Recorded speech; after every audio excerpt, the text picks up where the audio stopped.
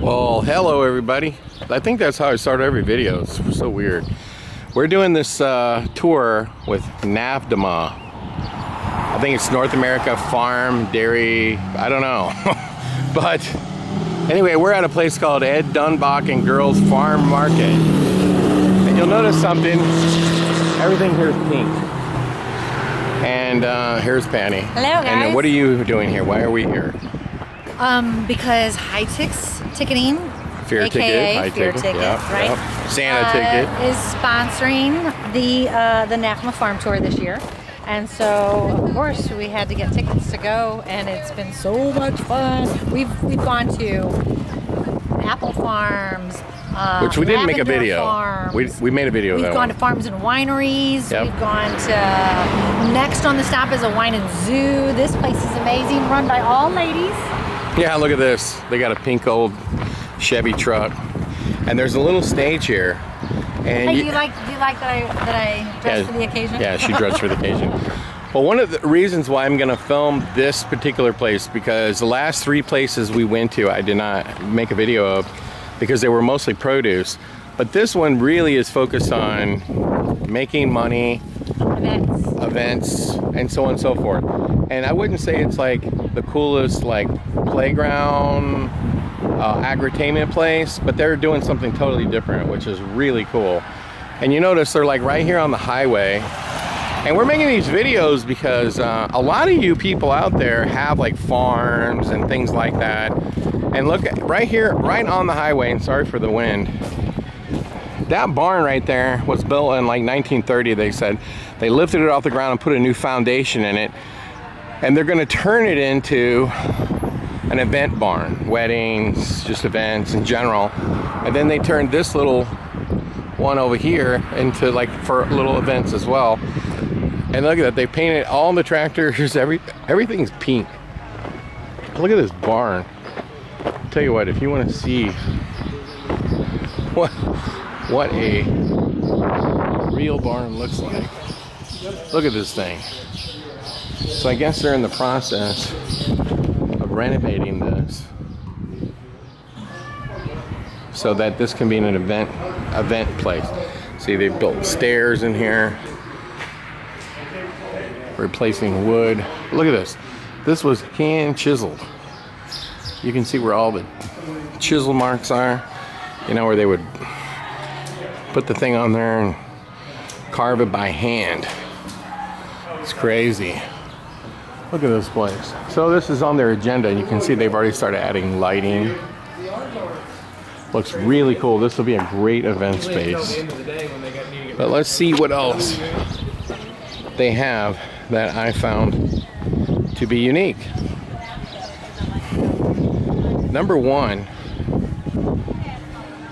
this old barn right here was turned into literally the coolest indoor.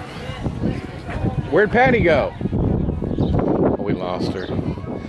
But they've turned this into a restaurant plus a store. And look how cute that is. That's, you know, where somebody could sit there and sell produce, because they grow produce, they grow strawberries, they grow cherries. But look at the theming in here. And here's the one thing I'm going to tell you. Every farm sells donuts. I have not seen a farm yet that does not sell donuts. And look at the theming up here just by putting these little crates up there. You can buy donuts. And do you see this stage over here? So this is a restaurant as well, plus a bar, because there's the bar.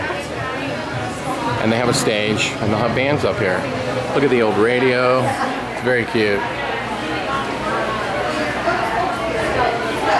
And very simple theming. Now look at those baskets. They made lights out of them. Very cool. Oops. The theming is, excuse me. And they're selling frozen stuff.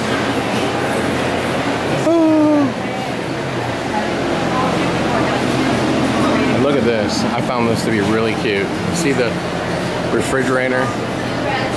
It's got candles in it. Look at that.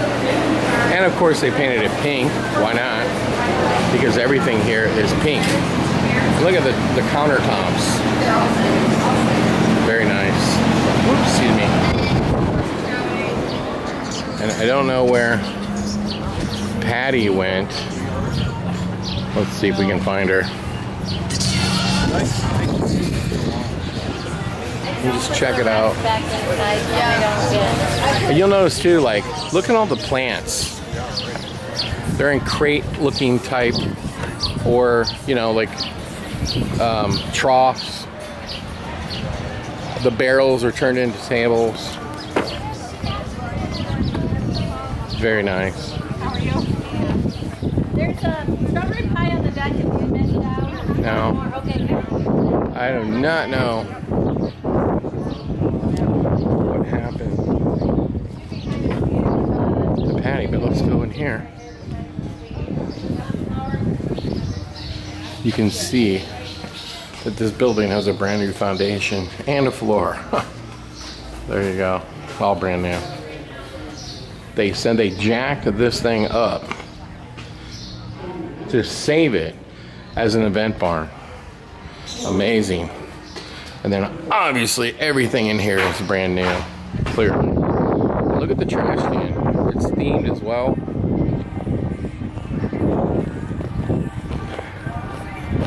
And let's go down and see what all they have.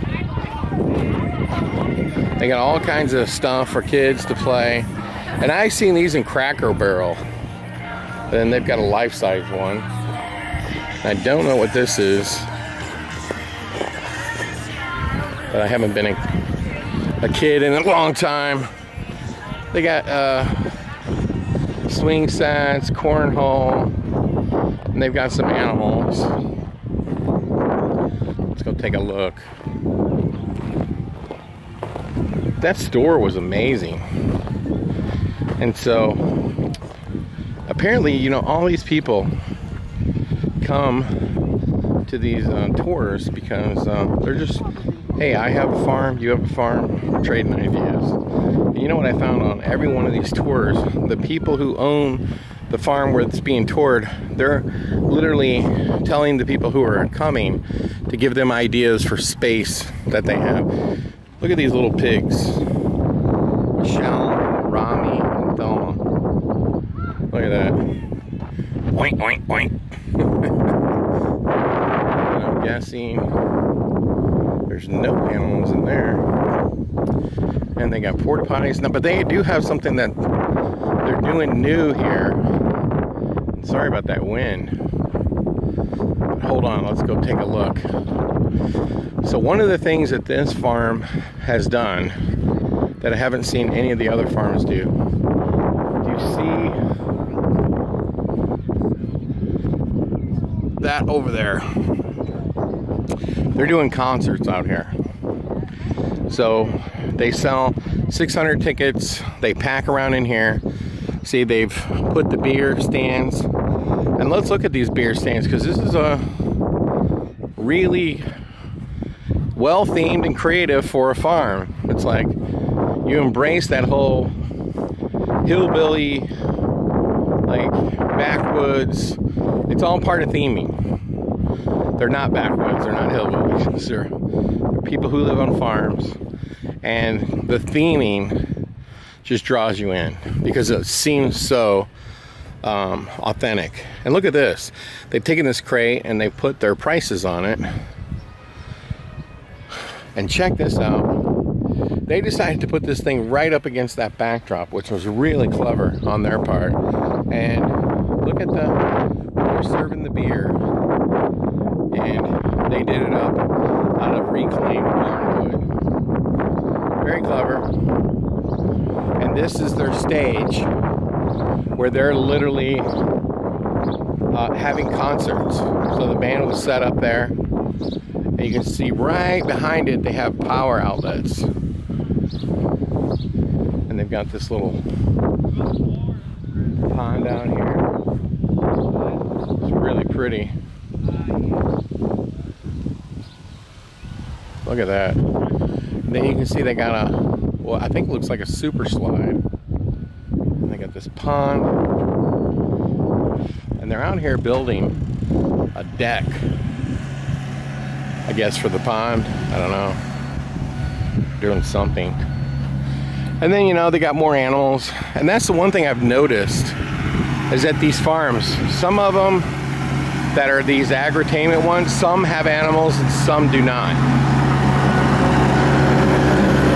Now, this is just my opinion, okay? So you got goats, donkeys, and ponies. This is just my opinion, okay?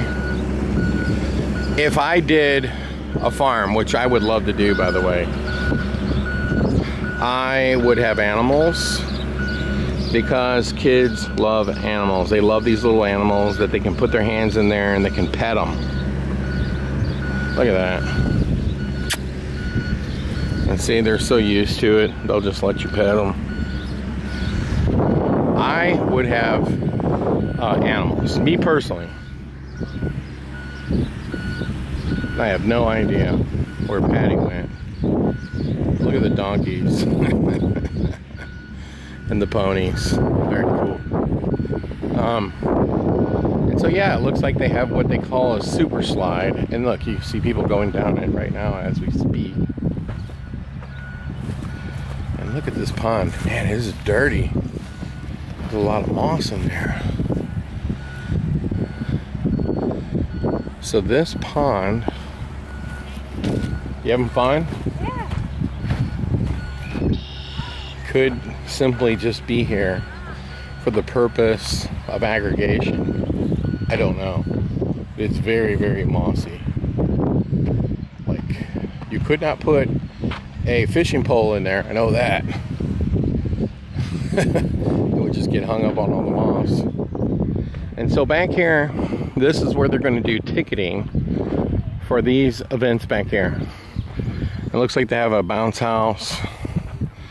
Of course, you have tires. And you have this super slide. Now, my buddy Tony Wogamuth, and I want to get out there and do a video of his place. Maybe we'll go this summer. But he's got one of these super slides. And I know people go down these things so freaking fast. It's like crazy. But let's look at this thing. Let's take a look. And it looks like they're pulling people. The owner of the farm lives back there in that dark house way back there. And here's the super slide. It looks like somebody's about to go down. But look at this. It's like these little bead things. You slide down on them. Oh, don't look like they're gonna go down. But this is what they got. And they sell pick your own cherries and some other stuff. So anyway, that's another farm. You're probably like, are you serious? But you know, when you think about the farm industry, Agritainment part, some of the biggest haunts in the haunted house industry are on farms. And you got to remember that they're very similar to myself. I have a haunted house, I have escape rooms, okay? Haunted house is only open in the fall, the escape rooms are open year round. So if you have escape rooms and a haunted house, you're just like a farmer in a way, because you see the farm operates in different ways all year. You're working that farm all year, and you have different seasons and different events. And you've seen some of the farms, whether it's just sunflower farm or a pick your own apple farm, which we didn't film that one. But they've also added all this Agritainment. Now these people here also have a corn maze, and it's back there. And you can see the corn's just starting to grow up, but they have a corn maze back there as well. So a lot of these farmers have embraced doing corn mazes. Some people have made the corn mazes scary at night. In other words, the corn maze is perfectly just a corn maze during the day, and then at night it's scary. They put actors, scary sound, and so on and so forth. They're kind of like double dipping, if you know what I mean. And so a lot of people are doing that. But these farmers, what I mean when I say they're similar to somebody like myself, is you've got this year-round business, but then you got the seasonal business as well. And for them, everything is on the same property. They have a farm, they have a working farm, they might be selling produce, they might be doing a pick your own, they might be doing family events during the day, and then at night it's scary. When you think about Universal Studios, it's regular Universal Studios during the day, and then at night it's the scary version.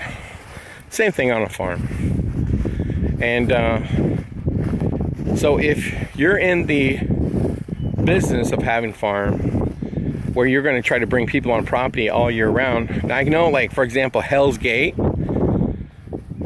they're very similar, but they don't have a farm, but they have a haunted house for the fall, and then year round they have paintball all over the facility.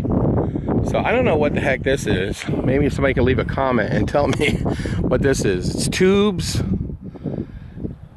with that back there. What the heck is this? I have no idea.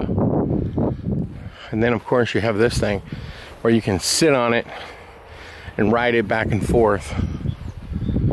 Then of course, hay. What would a farm be without hay? So anyway, we just wanted to feature another farm. Hopefully if you have a farm, you're gonna get, you know, some ideas of what other farms are doing. There is one particular farm, and it's in Nebraska, and I hear that it's just unbelievable, and I would love to go there and see that. And then I hear there's another crazy one in Chicago. But my buddy Kersey Valley, which is also Spooky Woods, his is pretty spectacular as well. So this organization, every year they have a convention. Their convention next year is going to be in Kentucky, and it's in February. And so then they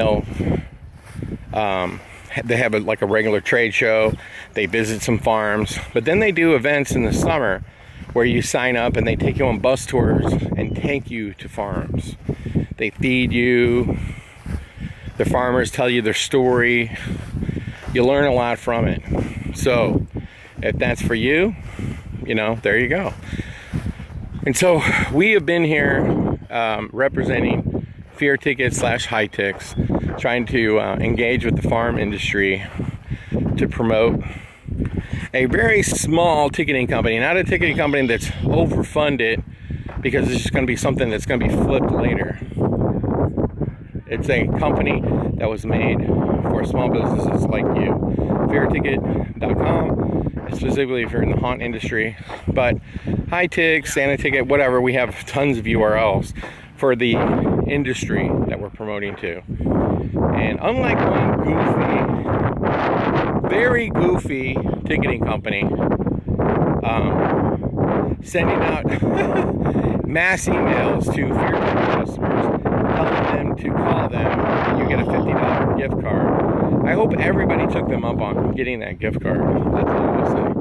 If you have to pay people to call you, that's sad.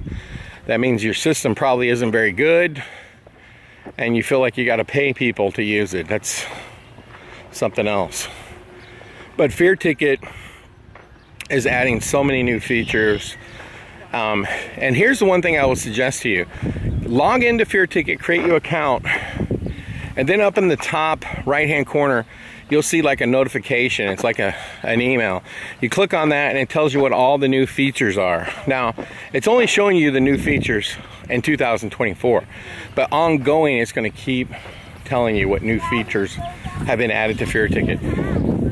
And if you look, you'll see that the latest new feature is giving people the ability to mass refund people. Because we have one particular haunt / farm that wanted to just mass refund people in the event that their event gets canceled due to rain. They wanted to just mass refund the people for that day. That's the latest new feature, but there's so many new features with Fear Ticket.